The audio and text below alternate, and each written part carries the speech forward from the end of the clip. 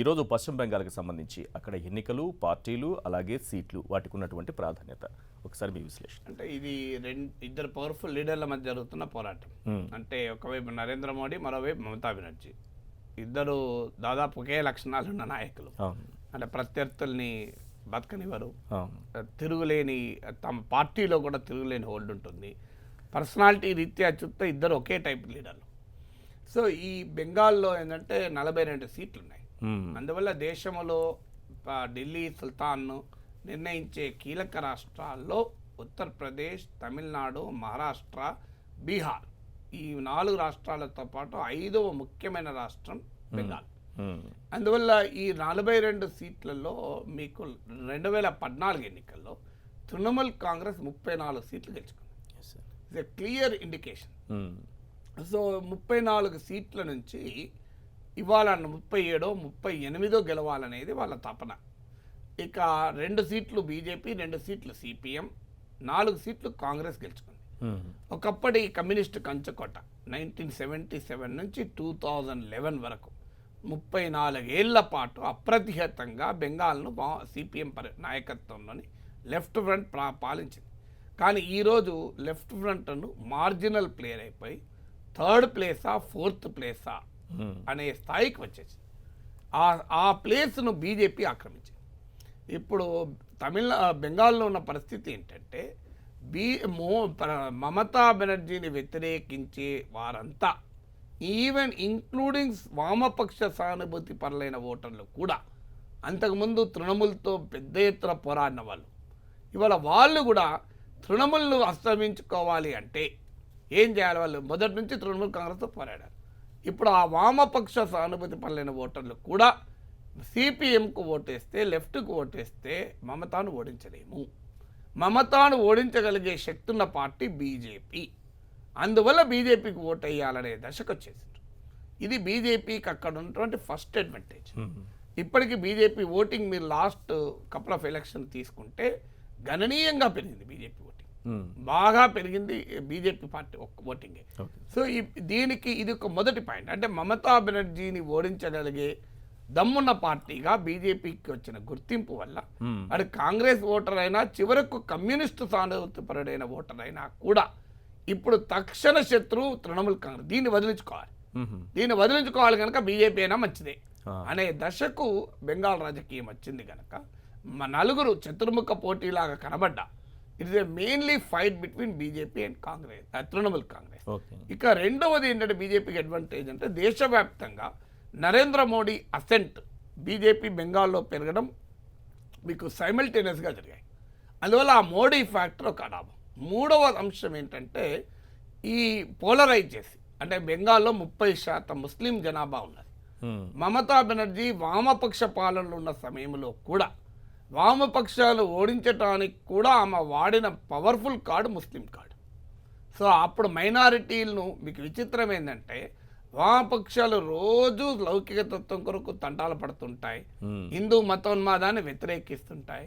కానీ బెంగాల్లో వామపక్షాలకు ఓట్లు హిందువులే, కేరళలో వామపక్షాలకు ఓట్లేదు హిందువులే. మైనారిటీలు యాంటీ లెఫ్ట్ ఓటింగ్ ఎప్పుడు కూడా, ఈవెన్ బెంగాల్ అయినా కేరళ, ఈవెన్ టుడే.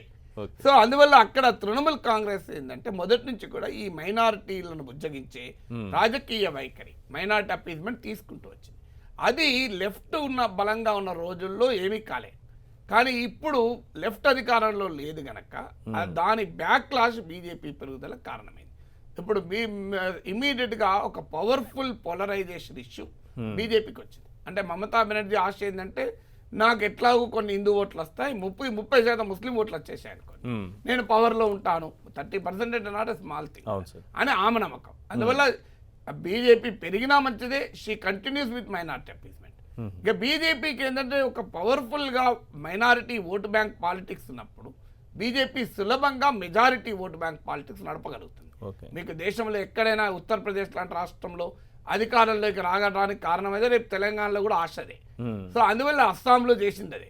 అందువల్ల ఇవాళ బీజేపీ అక్కడ సిటిజన్షిప్ అమెండ్మెంట్ బిల్, ఇప్పుడు మీకు ఆడ ఇంకొక డైమెన్షన్ ఏంటంటే ఈ బంగ్లాదేశ్తో బార్డర్ ప్రాంతాలు, ఈ ప్రాంతాల నుంచి హిందూ మైగ్రెంట్స్ వచ్చారు, ముస్లిం మైగ్రెంట్స్ వచ్చారు.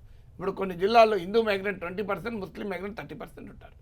వాళ్ళలో ఇప్పుడు బీజేపీ తీసుకున్న స్టాండ్ ఏంటంటే సిటిజన్షిప్ అమెండ్మెంట్ బిల్లు వల్ల నాన్ ముస్లిం మైగ్రెంట్స్కు మేము చట్టబద్ధత పౌరసత్వం ఇస్తాము. ఎందుకంటే అంటే హిందూ కానీ బుద్ధిస్ట్ కానీ జైన్ కానీ సిక్ కానీ మీకు వీళ్ళు ఎవరైనా కానీ అంటే వాళ్ళు ఎక్కడ పోతారో వాళ్ళు అక్కడ పొరుగు దేశాల్లో మైనారిటీలు కదా, వాళ్ళు అక్కడ పర్సిక్యూషన్ గురవుతున్నారు కనుక మేము వాళ్లకు పౌరసత్వం ఇస్తామనేది సిటిజన్షిప్ అమెండ్మెంట్ బిల్ సారాంశం. దీనివల్ల బెంగాల్లో ఉన్నటువంటి ఓవరాల్ హిందూ ఓటింగ్ను అట్రాక్ట్ చేయడమే కాకుండా ఈ సరిహద్దు ప్రాంతాల్లో ఉన్న బంగ్లాదేశ్ నుంచి వలస వచ్చిన హిందువులను 20% దాకా ఉంటారు మొత్తం మైగ్రెంట్ పాపులేషన్లో. వాళ్ళను ఓవరాల్ ఓటింగ్లో 20% ఉంటారు. మైగ్రెంట్లే 50% కొన్ని జిల్లాల్లో అయితే, అందులో 20% వరకు కొన్ని ప్రాంతాలు స్పెసిఫిక్గా రాష్ట్రం అంతా అని అంటలేదు. సో అందువల్ల అట్లాంటి కాన్స్టిట్యున్సీస్లో ఈ డివిజన్ అంటే హిందూ మైగ్రెంట్ వర్సెస్ ముస్లిం మైగ్రెంట్ అస్సాంలో కూడా అదే పనిచేశారు. సో దానివల్ల బలం పెరగడానికి బీజేపీ ప్రయత్నిస్తోంది. అయితే తృణమూల్ కాంగ్రెస్ కు ఇప్పటికీ చాలా ఎఫెక్టివ్గా బలం ఉంది. 27% గ్రామ పంచాయతీని ఏకగ్రీవంగా గెలుచుకున్నది. ఏకగ్రీవంగా ఎట్లా గెలుచుకుంటారు మనకు తెలుసు కదా, ఎట్లా గెలుచుకుంటారు చెప్పాల్సిన అవసరం లేదు. చాలా సీట్లలో అసలు ఎవరిని నామినేషన్ ఇవ్వలేదు. తెలుగు రాష్ట్రాల్లో చూస్తున్నాం. ఇక్కడ కన్నా ఇంకా హర్బుల్, ఇక్కడన్నా కనీసం మీకు ఏకగ్రీవంగా ఎన్నుకుంటే డబ్బులు ఇస్తామంటారు. ఆడ ఏకగ్రీవంగా ఎన్నుకుంటారా సస్తారా అంటున్నారు. మీరు అంటే నిరంకుశత్వంతో ప్రత్యర్థుల్ని నామినేషన్ కూడా ఏరియకుండా మమతా బెనర్జీ ఒక పెద్ద ఎత్తున ఒక నిరంకుశ వ్యవస్థ నడుపుతుంది అక్కడ. సో ఆ వ్యవస్థను ఇక్కడ బీజేపీ వ్యతిరేక రాజకీయ పార్టీలు చంద్రబాబు నాయుడు నుంచి మొదలుకొని రాహుల్ గాంధీ వరకు, రాహుల్ గాంధీ అంటే మమతా బెనర్జీ మోడీ ఒక్కటే అన్నారు, కానీ ఈ ప్రాంతీయ నాయకులందరికీ కేసీఆర్ గారికి మమతా బెనర్జీ ఒక ప్రత్యామ్నాయం కనబడచ్చు. ఆమె ప్రత్యామ్నాయం కాదు, ఇంకా నోటోరియస్. సో అందువల్ల ఈ మమతా బెనర్జీ పట్లున్న వ్యతిరేకత అనుకూలత ఈ రెండింటి మధ్య పోలరైజ్ అవుతుంది. అనుకూల ఓటింగ్ తృణమూల్ కాంగ్రెస్ కు, వ్యతిరేక ఓటింగ్ బీజేపీకి.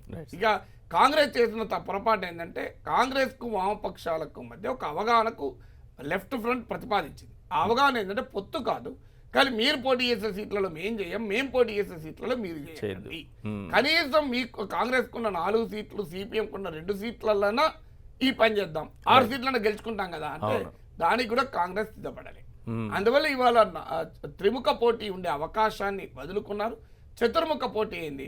ఈ చతుర్ముఖ పోటీలో తృణమూల్ కాంగ్రెస్ గెలిపించాలనుకున్న వాళ్ళు మమతాకి వేస్తారు, ఓడించాలనుకున్న వాళ్ళు బీజేపీ వేస్తారు. నా నమ్మకం ఏంటంటే బీజేపీ గణనీయంగా ఓటింగ్ పెరుగుతుంది, సీట్లు ఇప్పటికీ తృణమూల్ కాంగ్రెస్ కి ఆధిపత్యం ఉంటుంది.